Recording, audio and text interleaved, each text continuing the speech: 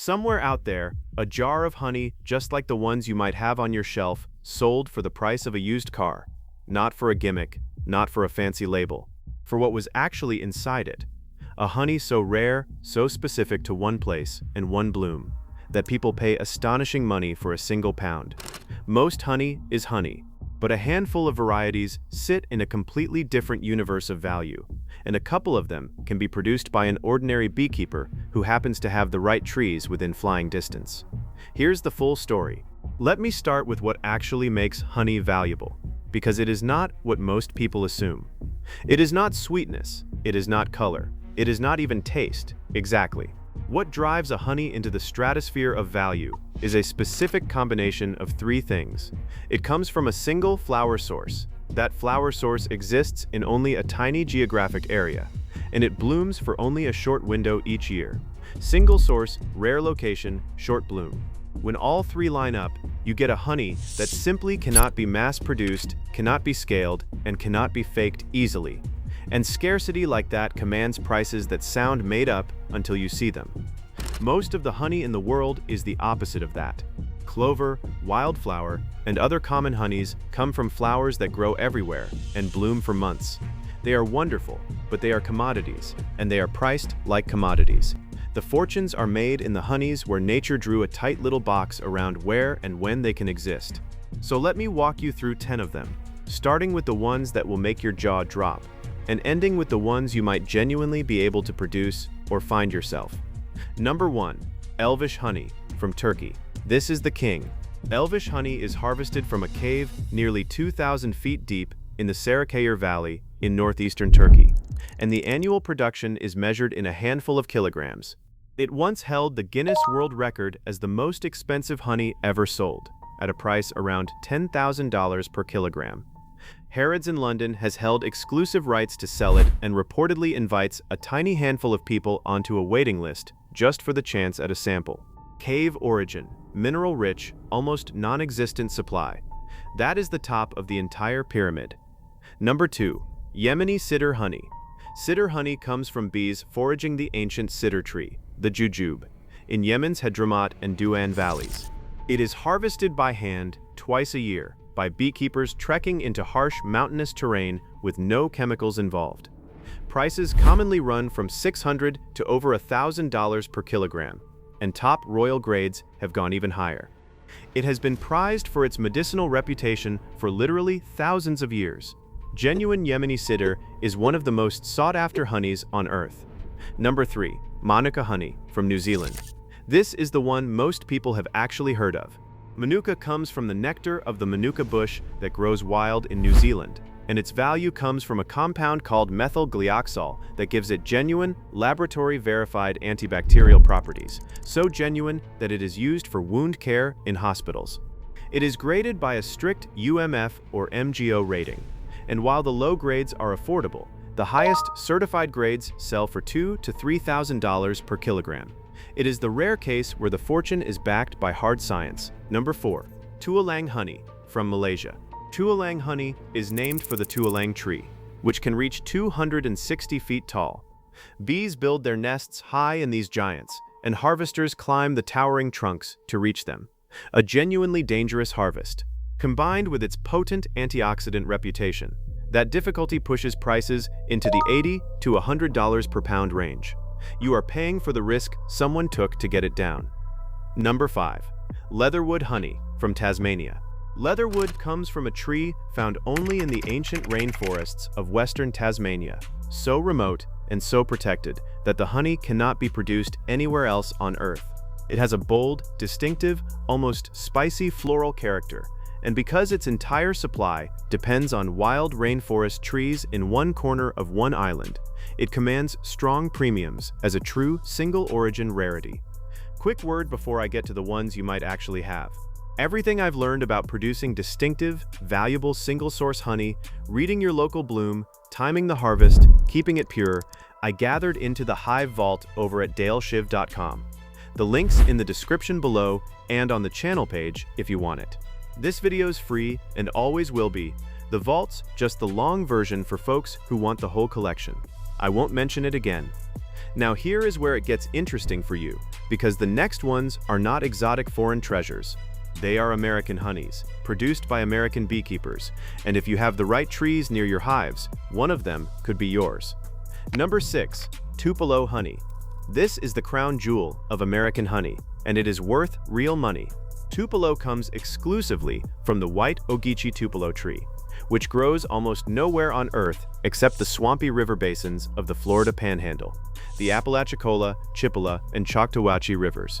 The trees bloom for only 2 to 3 weeks each spring, and a bad weather week can wipe out the entire year's harvest. Here is its magic trick. Because of an unusually high fructose to glucose ratio, pure Tupelo honey resists crystallization and stays smooth and liquid for years, where ordinary honey turns grainy in months. That combination of extreme rarity and a honey that never crystallizes makes real Tupelo one of the most valuable honeys produced in the United States. If you keep bees in that narrow slice of the Florida Panhandle, you may be sitting on liquid gold and not fully realizing it. Number 7. Sourwood honey. Sourwood is the honey Southern beekeepers whisper about, and it has won more awards at the National Honey Show than almost any other American varietal. It comes from the bell-shaped blooms of the sourwood tree, which grows only in a narrow band of the southern Appalachian Mountains, North Georgia, up through the highlands, and blooms for just 2 to 3 weeks in summer. It has a distinctive caramel and spice character, with a lingering finish that connoisseurs rank right alongside Tupelo and Manuka. If you keep bees in the Appalachian Highlands, sourwood is your fortune crop, and it sells at a serious premium over wildflower. Number 8. Fireweed honey. Fireweed grows in cool northern and mountainous regions, the Pacific Northwest, the Northern Rockies, Canada, Alaska, springing up in areas recovering from fire or clearing. It produces a light, delicate, almost buttery honey that is prized for its clarity and clean flavor. And because it depends on specific successional habitat and short northern seasons, it is genuinely limited. Northern and mountain beekeepers can produce it, and it commands a strong specialty price. Number 9. Buckwheat honey. This one is the sleeper on the list, because buckwheat is something you can actually plant. It produces the darkest, boldest, most robust honey there is, deep and malty with notes of caramel and dark chocolate, and it carries the highest antioxidant levels of the common honeys, which drives real demand among health-focused buyers. It is nowhere near the price of Tupelo or sourwood, but it earns a solid premium over clover. And unlike the rare tree honeys, you can create the conditions for it deliberately by planting buckwheat near your hives. Rarity you can manufacture. Number 10. Your own true single-origin wildflower, sold right. This is the one nobody thinks of, and it matters most for the ordinary beekeeper. A pure, raw, unblended honey from your own specific location, harvested by bloom rather than dumped together, and sold with a story of exactly where and when it came from, can command far more than the commodity price of honey. The entire value of the honeys on this list comes from single-source purity, rarity, and provenance. And a small beekeeper who keeps their spring honey separate from their fall honey, labels it honestly by source, and sells it raw and local, is tapping the exact same principle. You do not need a cave in Turkey. You need purity, a story, and the discipline not to blend it all into one anonymous bucket. Here is what actually turns this knowledge into value, because most beekeepers leave money on the table. First, do not blend. The most common mistake is dumping every harvest into one tank and selling generic honey.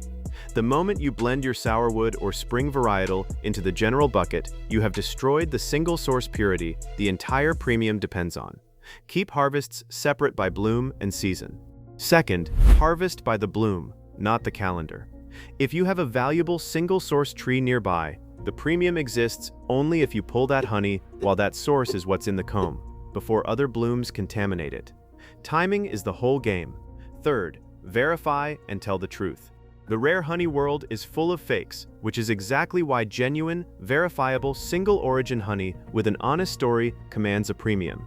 A crystallizing Tupelo is a blended fake, and buyers can tell. Real provenance is the asset. And fourth, sell to the right buyer. Generic honey at a farm stand gets generic prices. The same honey, presented as a raw, single-origin varietal with its story to people who care where their food comes from, is a completely different transaction. So look at what you actually produce. Most of it is wonderful honey selling at an ordinary price, and there is nothing wrong with that. But if you keep bees in the Florida Panhandle, the Appalachian Highlands, the Pacific Northwest, or anywhere with a distinctive single bloom, you may be producing something that belongs on a list with the most valuable honeys on Earth, and selling it in an anonymous jar for the price of clover. The fortune in honey was never really about caves in Turkey or trees in Yemen. It was about single-source, rare, honestly told honey. And that principle is available to a beekeeper with the right trees and the discipline to keep the harvest pure, sitting in a jar on a shelf right now, worth far more than the label on it says. Drop a comment and tell me what your local bloom is and whether you've ever sold a single-source varietal separate from your regular honey. I read every single one at Dale's Hive. And if you want the full guide to producing and selling distinctive single-origin honey, it's waiting in the vault at daleshiv.com. Link in the description. Subscribe and turn on notifications, because next week we're breaking down exactly how to harvest by the bloom to capture a true single-source varietal from your own hives. Most honey is honey. Now you know the 10 that aren't, and which of them you might already be making.